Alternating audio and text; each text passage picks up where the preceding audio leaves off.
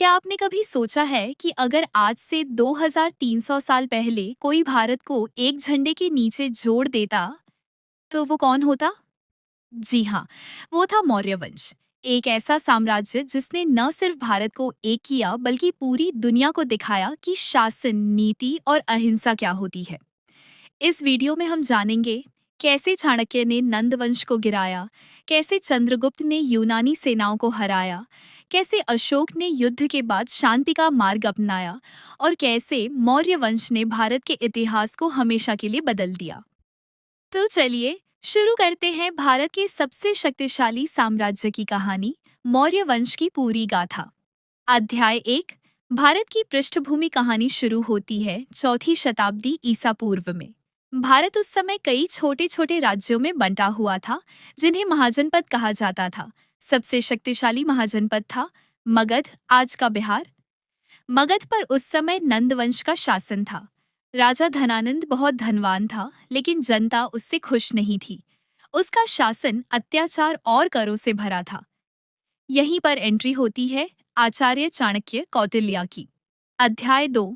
चाणक्य और नंदवंश का पतन। कहते हैं कि एक बार चाणक्य पाटलिपुत्र पहुंचे थे। राजा धनानंद ने दरबार में उनका अपमान कर दिया। बस तभी चाणक्य ने प्रतिज्ञा ली, जब तक मैं इस नंदवंश को मिटा नहीं दूंगा तब तक अपने बाल नहीं बांधूंगा। फिर चाणक्य की खोज शुरू हुई, एक ऐसे युवक की जो इस विशाल साम्राज्य को एक कर सके। और उन्हें मिला एक नौजवान जिसका नाम था चंद्रगुप्त मौर्य। चाणक्य ने उसे शिक्षा दी, राजनीति, कूटनीति, युद्ध कला और प्रशासन की। दोनों ने मिलकर नंदवंश के खिलाफ आंदोलन शुरू किया। जनता उनके साथ थी और आखिरकार 321 ईसा पूर्व में नंदवंश का अंत हुआ। इस तरह मौर्य वंश की स्थापना हुई। राजधानी बनी पाटलिपुत्र, आज का पटना। अध्याय 3। चंद्रगुप्त मौर्य का शासन। चंद्रगुप्त मौर्य अब भारत के सबसे शक्तिशाली राजा थे, लेकिन उन्होंने यहीं रुकना उचित नहीं समझा। उनके सामने चुनौती थी पश्चिम से आई यूनानी सेनाओं की। अलेक्जेंडर की मृत्यु के बाद उसका सेनापति सेल्यूकस निकेटर भारत में शासन चाहता था, लेकिन चंद्रगुप्त ने उसे हरा दिया। दोनों के बीच शांति संधि हुई। सेल्यूकस ने अपनी बेटी की शादी चंद्रगुप्त से कर दी और अफगानिस्तान के कई हिस्से भारत को सौंप दिए। यही भारत का पहला बड़ा अंतर्राष्ट्रीय समझौता था। चंद्रगुप्त ने शासन को मजबूत करने के लिए मंत्री, सैनिक, कर अधिकारी और जासूसों का नेटवर्क बनाया। उनका सलाहकार था चाणक्य, जिसने लिखा अर्थशास्त्र, जो आज भी प्रशासनिक ग्रंथ के रूप में प्रसिद्ध है। अध्याय 4। मौर्य प्रशासन और अर्थशास्त्र। मौर्य प्रशासन अपने समय से बहुत आगे था। राजा सर्वोच्च होता था, लेकिन राज्य को चलाने के लिए 7 विभाग थे, जैसे कृषि, पशुपालन, व्यापार, सैन्य, न्याय, सुरक्षा और विदेशी संबंध। हर विभाग का प्रमुख अधिकारी होता था। राज्य में जासूसों का तंत्र भी बहुत विकसित था, ताकि राजा को हर जगह की खबर रहे। चाणक्य के अनुसार राजा को हमेशा जनता की खुशहाली से अपनी सफलता मापनी चाहिए। चंद्रगुप्त ने कर प्रणाली लागू की, सड़कों का निर्माण करवाया, सिंचाई व्यवस्था बनाई और व्यापार को बढ़ावा दिया। उनका शासन केवल बल पर नहीं, बल्कि नीति और न्याय पर चलता था। अध्याय 5। बिंदुसार का काल। चंद्रगुप्त के बाद उनके पुत्र बिंदुसार राजा बने। उनका शासन 297 से 273 ईसा पूर्व तक चला।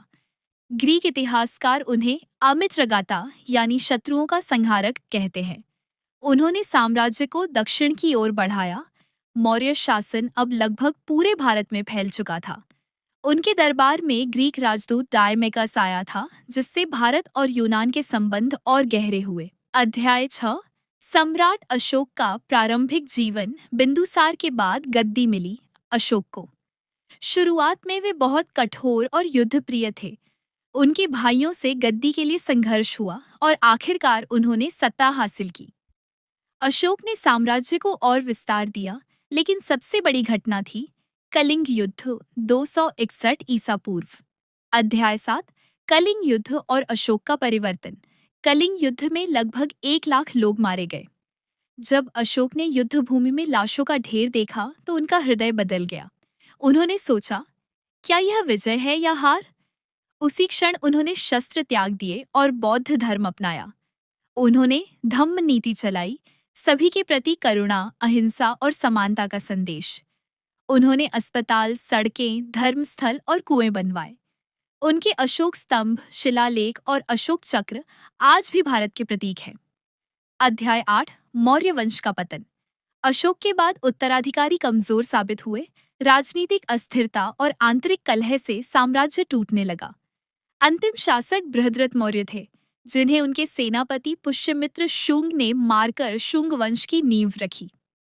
तो दोस्तों, ये थी मौर्य वंश की एक शानदार और प्रेरणादायक कहानी। एक ऐसा अध्याय जिसने भारत को एकता, शक्ति और नीति का असली अर्थ सिखाया।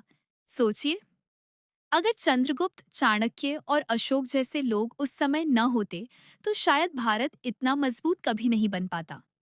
लेकिन कहानी यहीं खत्म नहीं होती, क्योंकि मौर्य वंश से जुड़ी कुछ और भी दिलचस्प बातें हैं जो आने वाले वीडियो में हम विस्तार से जानेंगे।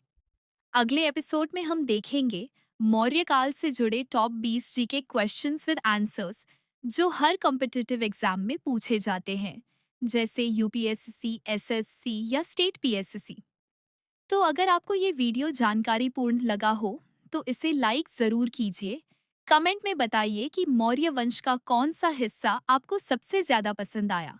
और अगर आप चैनल पर नए हैं तो सब्सक्राइब करना बिल्कुल मत भूलिए, क्योंकि अगले वीडियो में मिलने वाला है जीके का वो हिस्सा जो आपके एग्जाम में सीधे काम आने वाला है। मिलते हैं अगले वीडियो में।